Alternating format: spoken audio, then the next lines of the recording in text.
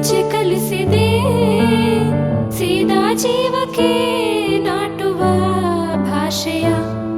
ದಿನ ರಾತ್ರಿ ನನಗೀಗ ಕನಸಲ್ಲೇ ವ್ಯವಸಾಯ. ದಿನಗೂಲಿ ನೀಡುವೆಯ ನಾನಂತೂ ನಿರುಪಾಯ. ಏನು ಹೇಳಬೇಕು ಅಂದೇನದು ಬೇಗ ಹೇಳು, ಯಾರು ಕೇಳಬಾರದು. ಸಾಕಾಯಿತು ಇನ್ನ ಕಾದು ಮನಸ್ಸಿನ ಪರಿಚಯ.